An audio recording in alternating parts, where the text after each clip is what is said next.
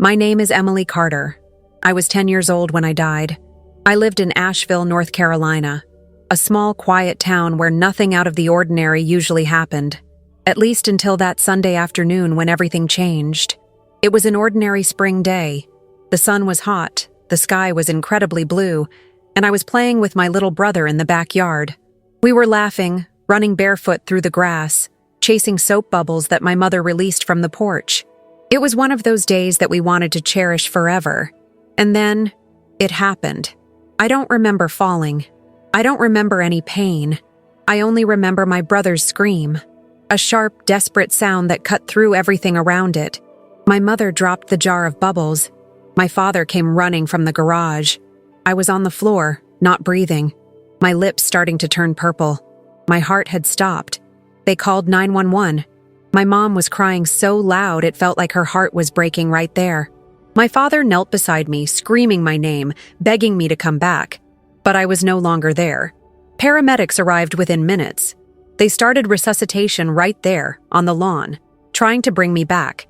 They used the defibrillator once, twice, nothing.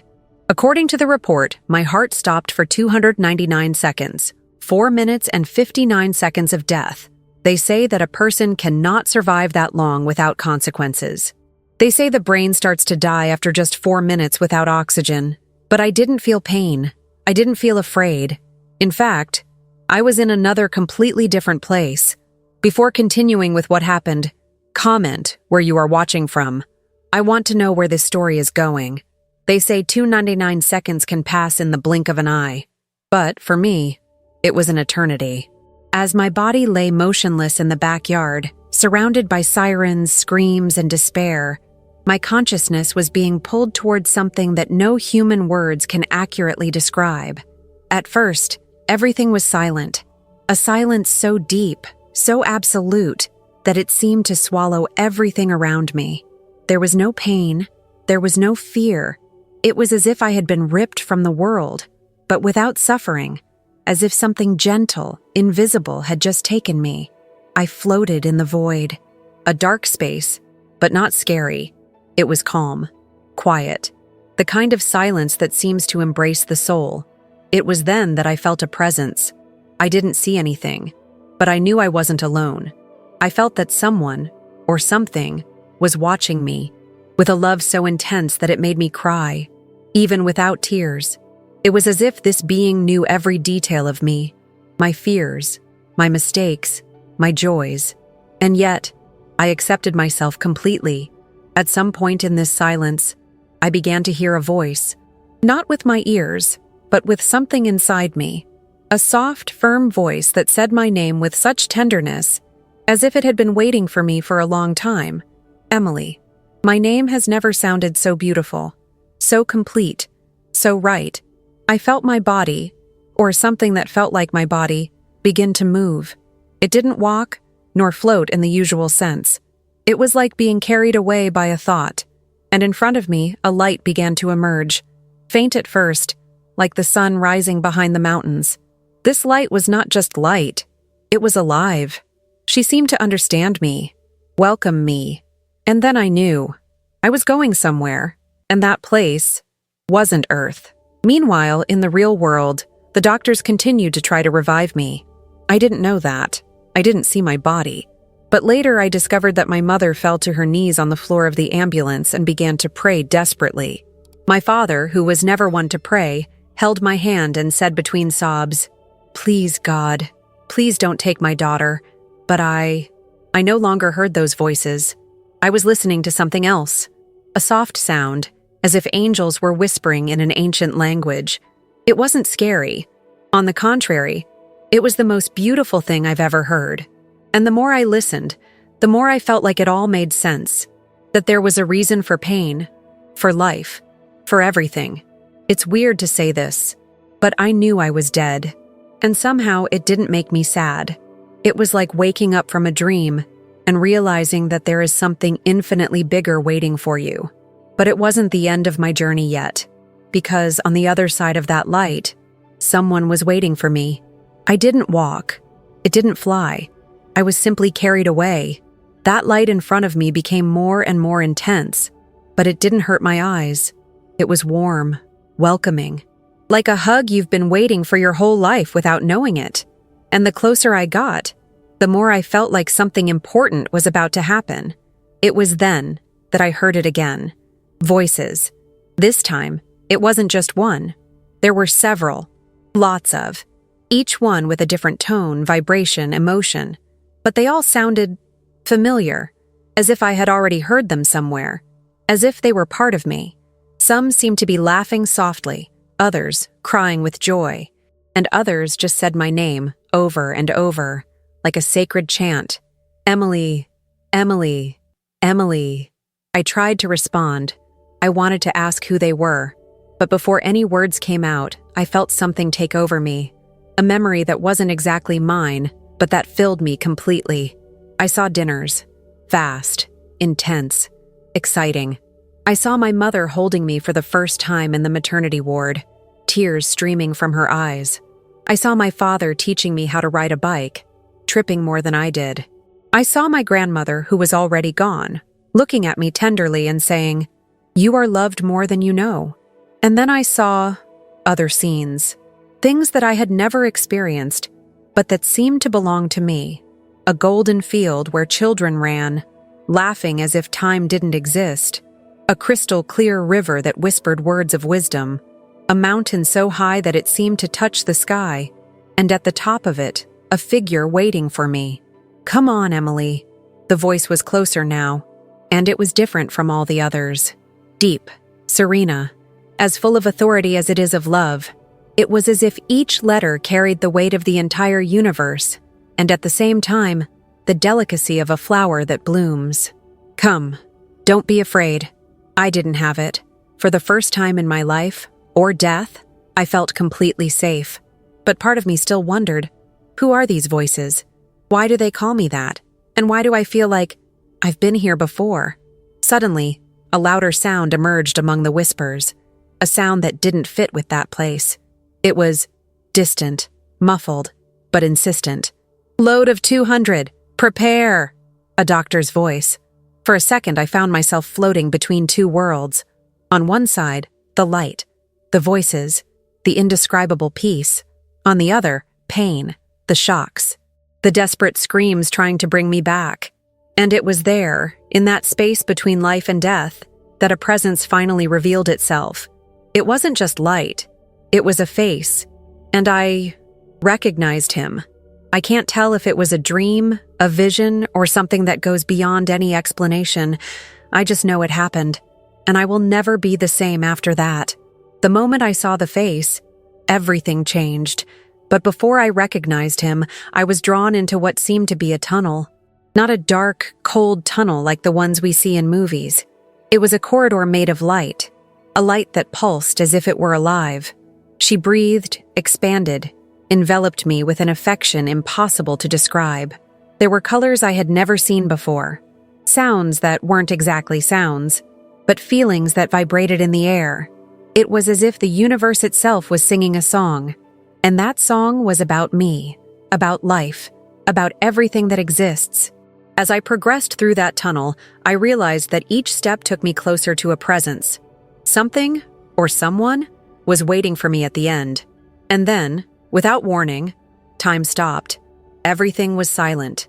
The light shone brighter, much stronger, to the point of making me fall to my knees, even though I no longer had a body the way I knew it. And there, before me, he appeared.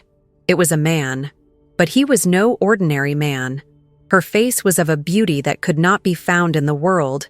It wasn't about perfect features, but about what that face conveyed. Peace, mercy, true. A love so deep that it crossed me, disarmed me, tore me apart, only to rebuild me with something greater. His eyes weren't just eyes.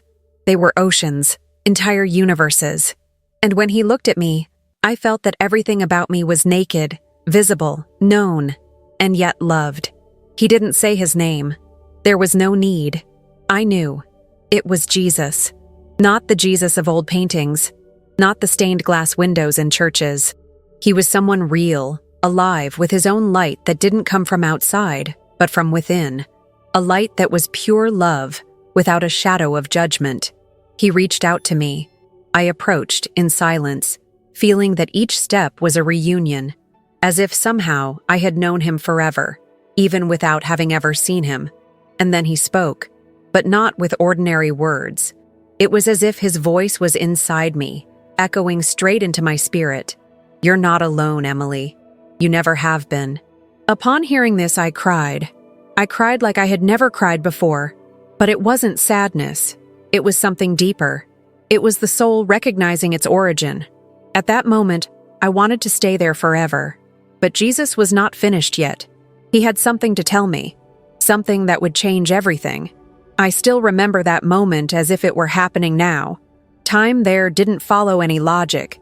A second could last an eternity, and an eternity could fit into the blink of an eye. But as I looked at him, everything stopped. Jesus. The name echoed inside me like an eternal whisper. And even without him saying another word, I knew. I knew it was him.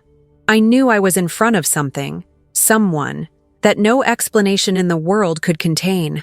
But there was something that disconcerted me. It wasn't what I expected. It wasn't white like in the paintings. He didn't even have the blue eyes I always saw in church children's books. His face was strong, serene, with Middle Eastern features. Your look. It was as if every drop of suffering in the world was in there. But there was also a joy so infinite, so powerful, that it seemed capable of healing any pain. And when he smiled at me, I felt as if all the wounds in my soul had closed. He came over and said something I will never forget. "You need to go back." My heart sank. But why? I thought. Why go back to pain, to fear, to a world where people cry, lie, hurt? He touched my shoulder, and in that touch, he showed me scenes of my future. I saw people listening to me. I saw eyes full of tears as I told what I experienced. I saw lives being touched, not by me, but by the message I carried from that moment on. Then he said, "Tell me what you saw. Say that I am real, that love does not end with death." At that moment, everything became clear. I wasn't chosen because I was special. I was sent back because the world needed to hear. I needed to remember. And that's why I'm here now, telling you all this. Because if you've made it this far, maybe this is also a calling. Maybe you need to hear exactly this today. You are not alone. There is a love that knows you by name, who saw you before you were even born. And now, I want to ask you something. If you were before him, just like I was, what would you ask? Comment below. Your question may be the same as someone who is silent, needing the courage to speak. The moment Jesus said I needed to return was like a breakup. It was as if I had been wrapped in a blanket of peace, and suddenly someone had pulled everything away from me, leaving my soul bare in the face of the unknown. I didn't want to go back. How could I want to? There was no pain there. There was no doubt, no insecurity, no fear. It was the place where everything made sense, where love was unspoken. It was lived, felt, breathed. "Emily," he said again, "you have a choice." It was at that moment that I realized he wasn't forcing me to do anything. I could stay. Yes, I could. It was real. I could stay in that place where everything was perfect, where his presence healed me with just a look. But then he showed my mother. She was sitting on the hospital floor, her face buried in her hands, shaking. My father was standing, motionless, with his eyes fixed on a distant point, as if he no longer knew where he was. I saw my bed empty. I saw my school, my room, my favorite books. I saw my 5-year-old brother hugging my pillow and saying softly, "Come back soon, Em." It was unbearable. My chest tightened. I wanted to be there with him, but I also wanted to protect the ones I loved. Then, in silence, I looked into his eyes, and he already knew. I already understood the answer before I even spoke. "I'll be back," I thought. "If that's what I'm supposed to do, I'll be back." He nodded with a slight smile, and in that smile, there was something inexplicable. It was as if saying, "You will be taken care of. Even in pain, I will be there." It was then that everything started to fall apart.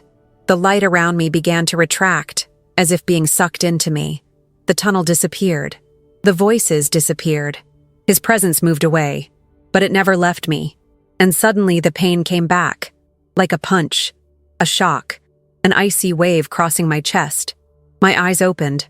The hospital light was raw, cold. There were screams, running, machines beeping. A nurse was crying. A doctor said, "She's back. We have a pulse. We have a pulse." My mother screamed my name. My father fell to his knees, and I whispered. I saw him. They didn't understand. They were still in shock. But I knew. I knew something inside me had changed forever. The choice has been made. And now, my mission was just beginning. Coming back wasn't like waking up from a dream. It was like being thrown from a world where everything was light, eternal, and full of meaning, straight into the density of reality. The first thing I felt was the weight of my own body, as if something that once flew was now bound by invisible chains. My eyes opened slowly, as if they were glued together. The hospital light was aggressive, artificial. There was none of the softness of the light I saw on the other side. And for a moment, I wanted to close my eyes and go back, return to him, to the voice, for peace. But I knew. My choice had been made. I felt a sharp pain in my chest, the exact spot where the defibrillator had touched. My skin was cold, and my breathing came in jerks. There was a tube in my throat, devices glued to my body, voices and movements everywhere. A nurse let out a choked scream. She opened her eyes. She woke up.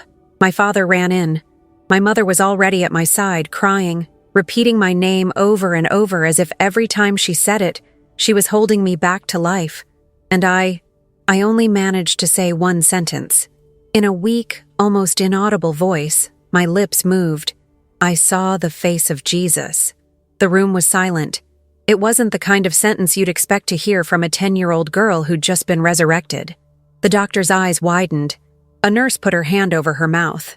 And my mother, she just broke down in tears. Little by little, I regained more consciousness. But it was no ordinary return. Something in me had become different. I felt full, as if I were carrying something invisible, but immense, inside my chest. The next few hours were confusing. Doctors came and went. They did tests, exams, asked me what I remembered. Do you know where you are? Do you know what day it is? Can you remember what happened? I remembered, but not what they wanted. I remembered the tunnel, from the light, of the voices, from touch, and above all, I remembered him. I had no way to explain that. How can we describe in human words an experience that seemed to have happened in another dimension? But something in me screamed, "Tell me. You promised you would." That night, lying in the hospital bed with my eyes fixed on the ceiling, I began to mentally write down everything I had experienced. Every scene, every detail, every emotion. I needed to remember. I needed to register, because it was bigger than me. Over the next few days, something even stranger began to happen. People came to visit me. Nurses, doctors, even patients from other rooms. Everyone said the same. "You're the girl who came back from the dead, right?" And every time I told a little piece of my story, I saw tears in the eyes of those who listened. The news began to spread, but there was still so much to say, because I not only saw his face, I heard what he said, and it was time to tell the world. What happens after someone dies and comes back? The truth is that no one is prepared for this. Neither do doctors, neither does the family, and honestly, neither do I. In the days that followed my return, the hospital became a whirlwind. Doctors spent hours analyzing my exams, trying to understand how I was still alive, and even more so, how lucid I was, speaking, remembering everything. One of the doctors, teary-eyed, held my hand and said, "Emily, we lost you. There was nothing else we could do. You shouldn't be here." But I was, and I knew why. The story that began as a clinical shock soon turned into something bigger. Rumors spread through the corridors. Nurses who didn't even care for me appeared in the room just to look at me. One of them cried. Another said, "My daughter is your age, and I don't believe in miracles, but now, I don't know anymore." My words, the few I managed to whisper, began to touch people. It was as if something inside me had changed frequency, as if my voice carried more than just sound. It carried a truth, a calling. But not everyone believed. Some said it was delusional, which was the effect of the lack of oxygen, that the brain invents images to soften the trauma of death. They explained everything with logic, with science. And I understand them. I really understand. Because what I experienced goes against everything the world tries to teach us about what is real.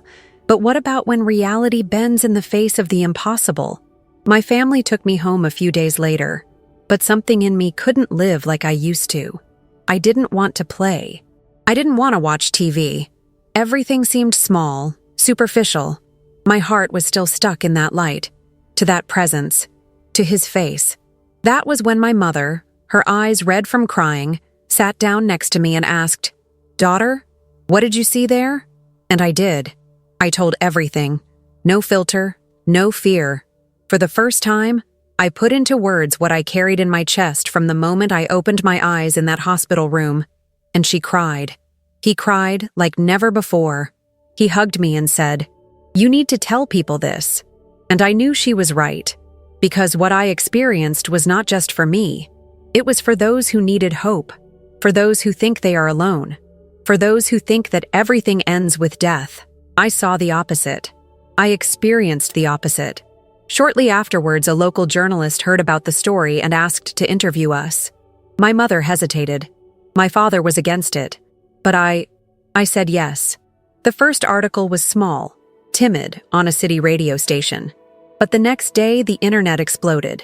People from all over the country started sending messages. People who had lost children, parents, brothers.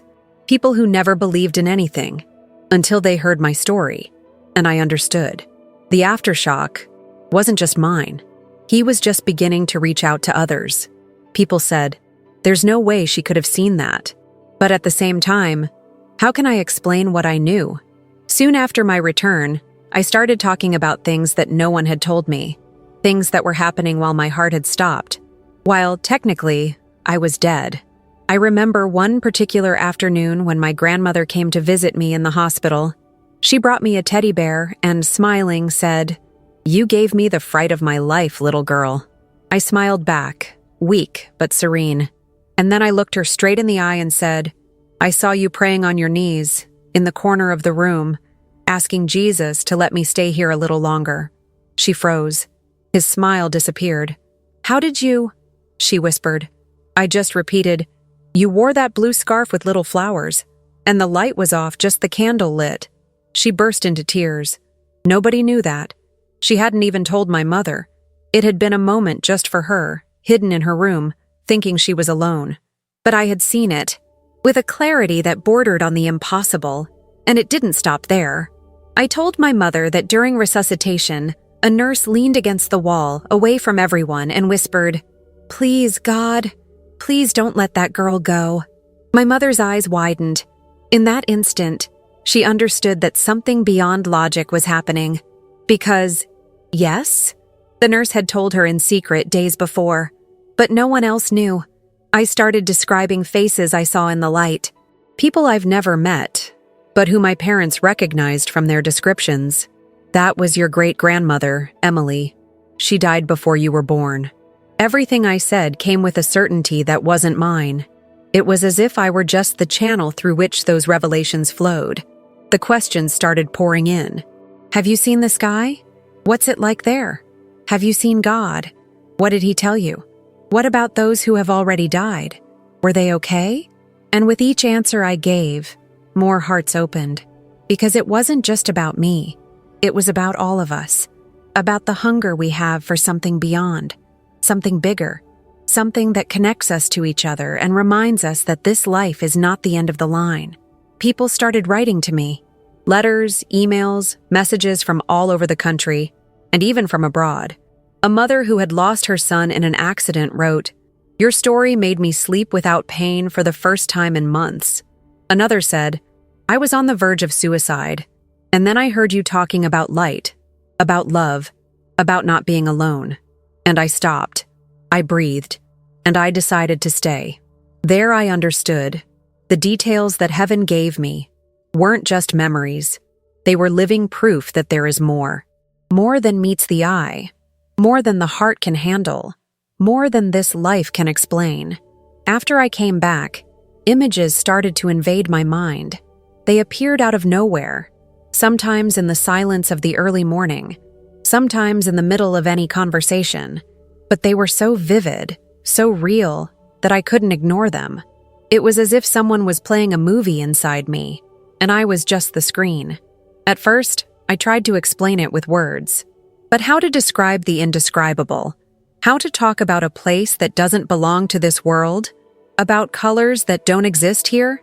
About sounds that seem to come from inside the soul? It was my mother who came up with the idea. Draw, Emily. Take out your notebook. Show us. And I drew it. At first, they were messy scribbles. But little by little, something began to emerge. A city. But not like ours. It was made of light. There were no common buildings, no streets. Everything seemed to float, as if the air itself was a bridge between places. The buildings had shapes that defied logic, and yet they made perfect sense. Crystal towers, hanging gardens, sources that sang. In one of the drawings, I painted a golden bridge that crossed a field. And at the end of the bridge, a figure waited. Yes, it was him, the face of Jesus. I tried to draw what I saw. It wasn't perfect, of course, but there was something there. An expression, a look that wasn't done with pencil. It was done with memory, with faith.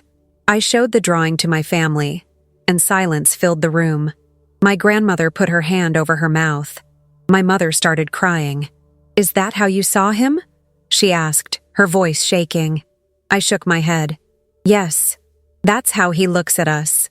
I started drawing almost every day, as if each image was a piece of a larger puzzle that I still didn't understand. And the more I drew, the more people wanted to see. Soon, they started asking me for drawings. Doctors, neighbors, even reporters. One of them published an article with the title, "The Girl Who Died and Came Back with Portraits of Heaven." The article went viral. Social media exploded. Thousands of people started following my story. And something incredible happened. They started sending me their own dreams, visions, and close-to-death experiences. It was as if my drawings had awakened something dormant in people. A memory. A longing for a place they didn't even know they knew. And suddenly, I understood. I hadn't just come back with a mission. I had come back with a window. A window to another world. A world where pain does not exist. Where love is absolute. Where the truth is not spoken, it is lived. And every line I put on paper was an invitation. A reminder, of which there is more. Much more. For a long time, I kept the most difficult part of that experience inside me. The part that weighed the most. That burned the most. The message. Because it wasn't just a vision. It wasn't just light or peace or heavenly beauty. Jesus didn't just show up to comfort me. He gave me something. Something I needed to pass on. And for some reason that I still don't fully understand, he chose to entrust this to a 10-year-old girl. It was the moment he touched my shoulder, just before I returned to my body. I felt like something was planted inside me, like his words weren't just sounds, but seeds that would germinate over time. At that time, he said to me, "Tell them that I am closer than they know, that I hear every silent thought, every hidden tear, that no heart is forgotten." He paused, and he added, "But also say, time is running out. Love is growing cold. People are losing themselves in things that don't save." Those words stuck in me like fire. I was only 10 years old. I didn't understand everything, but I felt it. I felt the weight. I felt the urgency. When I came back, I tried to hide that part. I thought no one would understand. They would say it was imagination. That was exaggeration. But the more I tried to keep it in, the stronger it pulsed inside me, until I couldn't take it anymore. I spoke. I started shyly, in a radio interview. Jesus asked me to remind people that he is still here, that he has not forgotten humanity. Then, in a live, he said that the world is getting cold, that people have forgotten what it is to love. It was enough. My words spread like wildfire. Some cried, others criticized, many doubted, but no one remained indifferent. I received thousands of messages. One stood out to me. "Your story made me hug my daughter for the first time in months. Thank you for reminding me what matters." Another said, "I stopped thinking about revenge. I decided to forgive my father. Maybe there is still hope." That was it. The message was not about fear. It was about waking up, awakening from the sleep of routine, distraction, ego. Awaken to what is real, to what has eternal value, for the love that never fails, for the presence that never goes away. Jesus didn't give me dates, no threats. He gave me a reminder and a request. Don't be silent, even if the world ignores you. And today, after everything, after the doubts, the attacks, the open and closed doors, I'm still here, because the message is not mine. It's His. And if she touched your heart now, even just a little, so I have already fulfilled part of what He entrusted to me. Today, years after that day when I died for 299 seconds, I still find myself looking at the sky and asking myself, why me? I was just an ordinary girl. I was never the smartest at school, nor the bravest. I had silly fears, like the dark or thunder. I fought with my brother, complained about doing homework. It was normal, human. But after I saw what I saw, after I was where I was, I could never be the same again. A lot has happened since then. I grew up. I learned. I suffered too. Life went on, with its joys and sadness. But one thing remained, the certainty that there is something bigger waiting for us. Something real. Something eternal. And this certainty gave me courage. Courage to love, even when I was hurt. Courage to speak up, even when I was ridiculed. Courage to continue, even when I wanted to give up. It wasn't easy. Many people called me a liar, of a dreamer, of manipulated. They said I was just a kid making up stories to get attention, that all of this was the result of a collapsing mind. But how can I explain the things I knew? How can I explain the transformation I saw in people? How can I explain the peace I carry to this day, even on the most difficult days? I know what I saw. I know what I felt. And I know the face that looked at me with a love that I have never found anywhere else in this world. Maybe, after all, my story isn't about death, but about life, about waking up, about remembering that we are here for a brief time, and that every second matters. May the love you give today echoes forever. That hug you hold, that word you don't say, that kindness you postpone. All of this has an eternal weight. Jesus did not show me a golden throne or give me answers to all the mysteries of the universe, but He gave me something even more valuable, a mission, and I accepted it. If you've made it this far, maybe that also says something about you. Maybe deep down, you are feeling this same calling. Maybe you also need to remember that there is a meaning, that life goes beyond the visible, that there is love patiently waiting for your yes. And, before finishing, I want to leave you with one last question. If you had died today, what would you have left without saying? Write in the comments. Perhaps your words will awaken someone who is also silent, because my story doesn't end here. It continues in each person touched, in every heart that starts over, in every soul that decides to truly live. Hearing God's voice is not a coincidence. It is a response. When something touches the heart so deeply, it is because there is a purpose being revealed. Stories like this don't come by chance. They find those who are ready for something new, for a rekindled faith, for a transformation that starts from the inside out. Subscribe to the channel. Here, each video is more than content. It's a breath of hope, a reminder that you are still being called. And perhaps this is where your journey back to the light truly begins again. Getting this far already says a lot about what touched your heart. Write in the comments, "I heard His voice." These words may seem simple, but they carry strength, faith, and transformation. They not only confirm what you experienced now, they can also spark hope in those who are reading and still need a sign to believe again.